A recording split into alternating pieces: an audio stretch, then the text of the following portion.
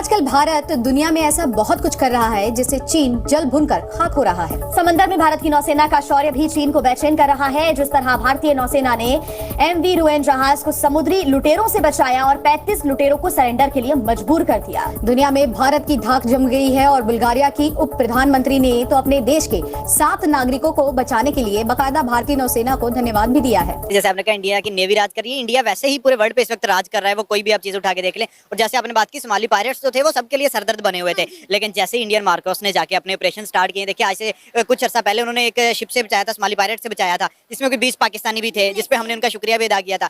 जब वहाँ पर LGBTQ वगैरह के राइट्स दिए जाए ना और ऐसी चीज़ें हो रही हैं तो हम जज कर सकते हैं। कौन से राइट्स? LGBTQ, लेस्बियन, गे, ट्रांसजेंडर, क्वीयर राइट्स। यहाँ पर पाकिस्तान में रेड लाइट एरियाज नहीं है। रेड लाइट की कहाँ से बात आ गई? यहाँ बात कर, जिस तरह से इंडियन मार्कोस कुछ भी मसला हो जाए दरिया के अंदर, समंदर के अंदर, आपको वहां पर इंडियन मार्कोस नजर आएंगे। क्यों? क्योंकि वो अपने बजट पे इतना ज्यादा हिस्सा लगा रहे हैं, और लगा रहे हैं तो फिर वो नजर भी आता है कि यार उनकी जो नेवी है, उनकी जो आर्मी है, वो काम भी कर रही है। अफगानिस्तान के जो लोग हैं, एक तो आपके अंदर घुस घुस के मार रहे हैं TTP वाले, इसमें कोई शक नहीं, लेकिन आपने जो उनके अंदर जाके हमला किया है उसके रिटेलिएशन में उनकी धमकियां आनी शुरू हो चुकी। मैं तो वो कुछ अल्फाज इस्तेमाल भी नहीं करना चाहता जो उन्होंने इस्तेमाल किए हैं। वहां से उनके एक मिनिस्टर भाईजान ने कह दिया है कि अब हम पाकिस्तानी फौज के खिलाफ जंग लड़ेंगे और वो 1971 को भूल जाए। लोगों का अपना ओपिनियन है। मैंने बस बेसिक जो मैंने बात की है, मैंने कहा उनके रूट्स, अब उनके भी हमारे भी रूट्स, इन जनरल रूट्स सबके ना बहुत ज़्यादा कॉन्सेप्ट्स वगैरह ख़राब हो गए हैं और हिस्ट्री उनको पता नहीं है, और जो आजकल ट्रेंड्स चल रहे हैं वो उन पे चल रहे हैं। बस सिंपल मैंने ये बात की है, और वो ट्रेंड जो मर्जी सेट करे मुझे नहीं पता, लेकिन वो उसके अकॉर्डिंग चल रहे हैं। अब अंदाजा लगा रहे कि जो लौंडे लपाड़े हमने तैयार किए थे वो अब हमें धमकियां दे रहे हैं। अंदाजा लगा, हमने पूरा कंट्री तबाह कर दिया है। खैर उससे हमने पैसे भी बहुत बनाए, ऐसी भी बात नहीं है कि हमने तबाही की है। हमने लंदन और दुबई में बड़े बड़े प्लाजे बनाए भाईजान। हम ये ना हमें कुछ समझे कि हम बेवकूफ हैं। नमस्कार दोस्तों, इंडियन नेवी ने एक बार फिर दुनिया में अपनी ताकत का लोहा मनवाया है। नेवी ने एक बार फिर साबित कर दिया है कि उसके होने से हिंद महासागर पूरी तरह से सुरक्षित है। भारतीय नौसेना ने समुद्री लुटेरों के कब्जे से एक जहाज को बचाने के अभियान को पूरा कर लिया है। सोमाली समुद्री लुटेरों ने इस पर कब्जा किया हुआ था। भारतीय नौसेना के INS कोलकाता ने 40 घंटों में ठोस कार्यवाही के जरिए सभी 35 समुद्री लुटेरों को सफलतापूर्वक घेर लिया। इंडियन नेवी ने इन लुटेरों को सरेंडर करने के लिए मजबूर कर दिया। भारतीय नेवी ने 35 समुद्री लुटेरों को पकड़ लिया। शनिवार की शाम बिना किसी नुकसान के 17 चालक दल को सुरक्षित निकाल लिया गया। INS कोलकाता ने भारतीय तट से लगभग 2600 किलोमीटर दूर हाईजैक हुए जहाज MV रुएन को रोका था। INS सुभद्रा, द्रोण और P-81 समुद्री गश्ती विमान के जरिए लुटेरों पर नज़र रखी गई थी। बाद में मार्कोस कमांडो को जहाज पर भेजा गया था। हम आज सोशल मीडिया पर इंडियन नेवी की एक वीडियो बड़ी तेजी के साथ वायरल हो रही है। उस वीडियो में देखा जा रहा है कि सोमालिया के जो डाकू हैं वो इंडियन नेवी के सामने जो है घुटने टेक कर बैठे हुए हैं। और इंटरेस्टिंग बात यह है कि सोमालिया के डाकुओं से इंडियन नेवी ने एक शिप को रेस्क्यू किया है जो 3 महीने से सोमालिया के डाकुओं के कब्जे में था। और मज़े की बात यह है कि जितने लोग उन्होंने रेस्क्यू किए हैं, जितने ममालिक के वो लोग थे, ममालिक के मिनिस्टर इंडिया का तहे दिल से शुक्रिया अदा कर रहे हैं। क्या कहना चाहेंगे? इंडियन नेवी जो है वो इंडियन ओशन पर इस वक्त राज कर रही है। कोई भी मसला आता है इंडियन ओशन में तो सबसे पहले मदद को पहुंचती है।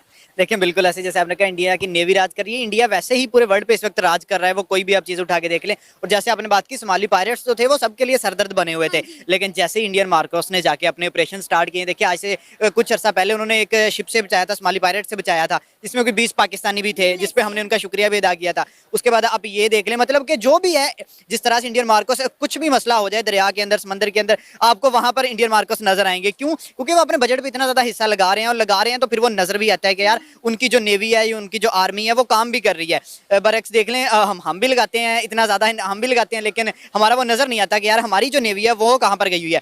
देखिए पिछले दिनों भी हमने एक न्यूज़ सुनी है कि जी पाकिस्तान वाले इंडिया की मदद चाह रहे हैं, हमारे कुछ लोग जो फिशरमैन जो है वो गायब हुए हुए एक दर्जन के करीब जो थे हमारे मछेरे मिल नहीं रहे थे। 5 से 7 दिन हमारी नेवी ने हमारे उन दर्जन के करीब मछेरों को ढूंढने की कोशिश की, लेकिन जब वो इसमें कामयाब नहीं हो सके तो पाकिस्तान के जो सियासतदान हैं उन्होंने पाकिस्तान के वजीर आजम को मनाया कि वो इंडिया से मदद लें, इंडियन नेवी से मदद लें कि वो हमारे लोगों को ढूंढ कर लाए। और हमने सिर्फ ऐसे मोहब्बत में ही सारा कुछ कर लिया। पैसे हमने अफगान मुहाजिरीन पे भी बहुत बनाए हैं, हमने भी डॉलर बनाए हैं। अगर कुछ समझे ना क्या मुफ्त में बैठे रहे हैं, इनको सिर्फ हमने मुल्क फ्री में दे दिया, ऐसी बात नहीं है।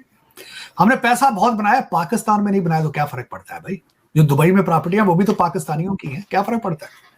लेकिन हमने खुल के उस पर हमने वारदात डाली, डॉलर बनाए, और आज जो है अब वही टीटीपी के जो बच्चे हैं वो हमें गालियां भी दे रहे हैं, धमकियां भी दे रहे हैं, घुस के मारेंगे। चले मर्जी यार, देखिए आने वाले दिन क्या बताते हैं।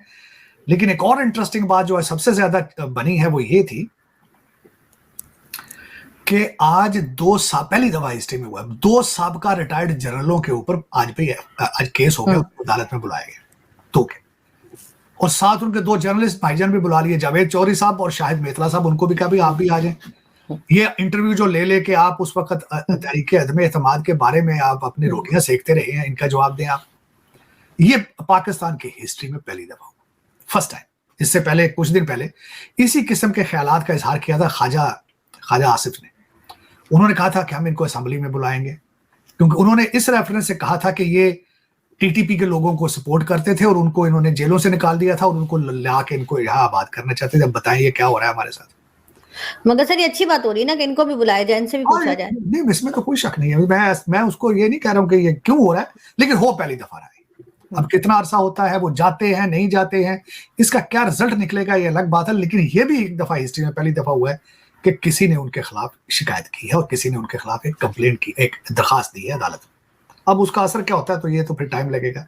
लेकिन ये पाकिस्तान के अंदर बहुत एक जबरदस्त बात, भारत के अंदर इस वक्त एक समिट हो रही है, उसके बारे में राइजिंग भारत उसका नाम है, उसकी समिट हो रही है जिसपे सारे सब्जेक्ट जो है वो किए जाएंगे। इलेक्शन की तैयारियां हैं भारत के अंदर, गहमा गहमी है। अब देखें कि उसमें रिजल्ट क्या निकलता है। एक लंबा प्रोसेस है 6 हफ्ते का, अप्रैल 19 से उस 4 जून तक एक एक्सरसाइज भारत करेगा। दुनिया की सबसे बड़ी जमहूरियत जो है वो लोगों को बताएगी कि व्हाट इज डेमोक्रेसी। तो अब देखिए सर आसिफ अली जरदारी साहब ने भी यूएई से कहा कि वो इन्वेस्टमेंट करे। देखिए आसिफ अली जरदारी साहब से अमेरिकन एम्बेसडर भी मिले हैं, यूएई के एम्बेसडर भी मिले हैं उनसे। लेकिन अब जो वो है वो अब आप इन्वेस्टमेंट नहीं करते, वो कहते हैं भाई हमें बेचो चीजें और हम लोग खुद आके उसकी निगरानी भी करेंगे।